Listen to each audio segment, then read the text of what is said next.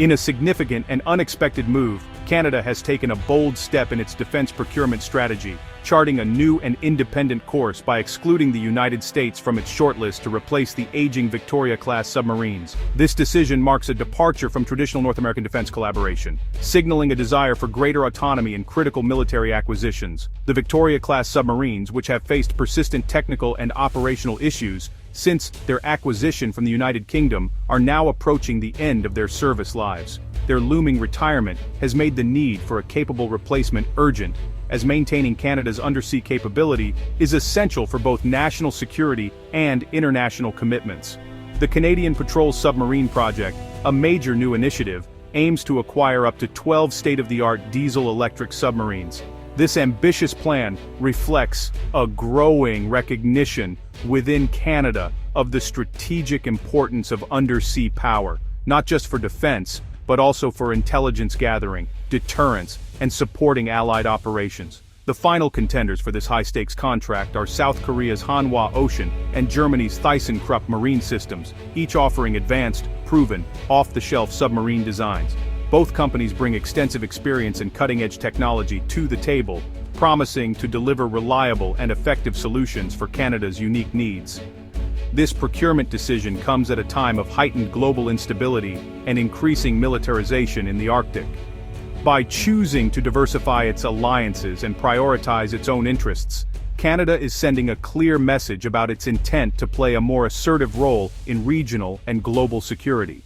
Ottawa's calculated gamble is to secure the right submarines, delivered on time, to protect its vast and vulnerable coastlines, assert sovereignty in a rapidly changing world, and ensure the Royal Canadian Navy remains a capable force beneath the waves for decades to come. Prime Minister Mark Carney's government is determined to overhaul Canada's defense, ushering in a new era of strategic thinking and bold action. The administration is not just tweaking old policies, it's fundamentally reimagining how Canada approaches its security in a rapidly changing world. Central to this vision is the ambitious submarine project, which has become a cornerstone of Carney's pledge to meet NATO's 2% GDP target for defense spending. This move signals to allies and adversaries alike that Canada is serious about pulling its weight on the global stage. Carney's hands-on approach, highlighted by a high-profile visit to South Korea's Hanwha Ocean shipyard, signals urgency and a break from Canada's history of slow, politicized procurement. By personally engaging with international partners, Carney is demonstrating a commitment to transparency and efficiency. Years of underspending have left the military with aging equipment and capability gaps. The consequences are now impossible to ignore.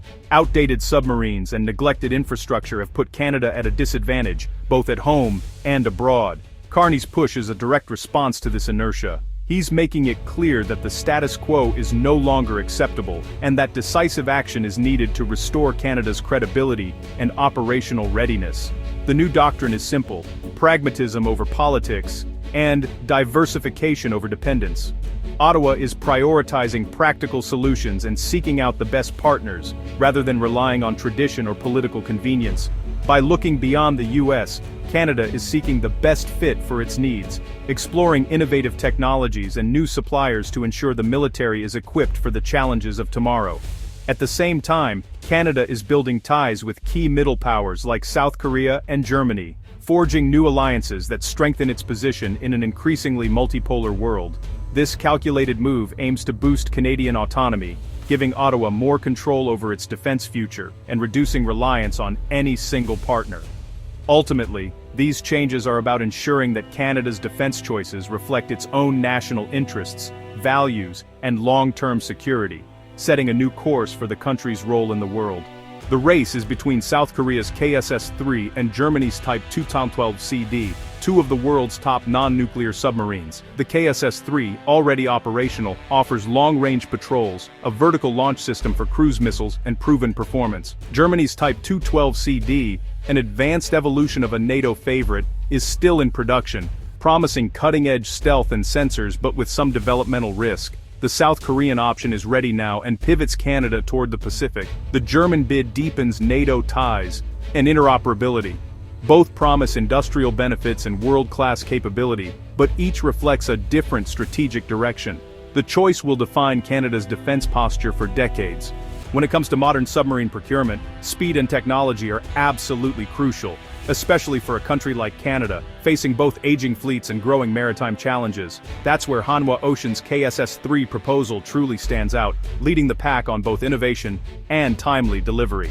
Hanwha is promising to deliver the first advanced submarine by 2032, which lines up perfectly with the planned retirement of Canada's Victoria-class boats, ensuring there's no capability gap. Even more impressively, they're offering 4 operational boats by 2035, rapidly expanding Canada's undersea presence. The KSS-3's cutting-edge air-independent propulsion system, paired with advanced lithium-ion batteries, means these submarines can stay submerged for up to 21 days, far longer than most conventional subs. This endurance rivals even some nuclear-powered submarines, giving Canada a strategic edge in long-duration patrols. The KSS-3's vertical launch system is a game-changer, offering Canada a strategic strike capability it has never possessed before, opening up new options for deterrence and defense. With a smaller, more efficient crew, the KSS-3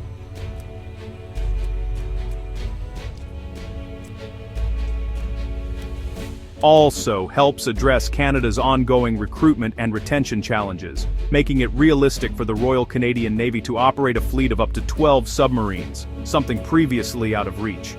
By comparison, Germany's Type 212CD is optimized for operations in shallower, coastal waters, and does not feature an integrated vertical launch system, though it does excel in stealth and quiet operations, making it a formidable adversary in its own right.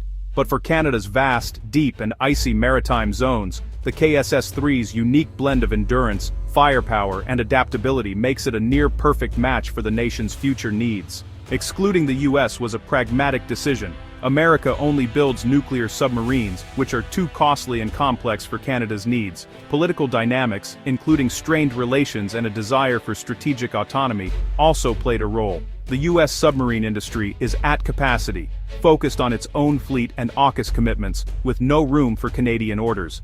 Exporting U.S. subs would be slow, legally complex, and ill-suited to Canada's urgent timeline. Canada needs conventional subs, and the best options are in Asia and Europe. This isn't a snub, but a clear-eyed choice to meet Canada's requirements. The focus, the right tool, at the right price, on the right timeline. This contract is about more than submarines. It's about jobs, technology, and strategic partnerships. Both Hanwha and TKMS promise to integrate Canadian industry, bringing high-tech jobs and intellectual property. Building subs entirely in Canada is off the table.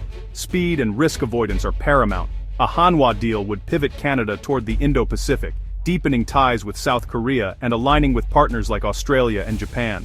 Choosing Germany would reinforce NATO bonds and create a powerful northern submarine flotilla with European allies. The decision will signal where Canada's strategic interests truly lie. Canada's submarine choice marks a new era, asserting independence and prioritizing national needs over tradition. Whether partnering with South Korea or Germany, the decision will shape Canada's global relationships and security posture. Allies have long urged Canada to modernize. A 12-sub fleet and meeting NATO's spending target answer that call. Modern submarines will back Canadian diplomacy with real power, transforming it into a more capable security provider. This project is about sovereignty, global contribution, and defining Canada's 21st century role. Prime Minister Carney's bold course aims to equip Canada with both submarines and renewed purpose. The impact of this decision will echo for a generation.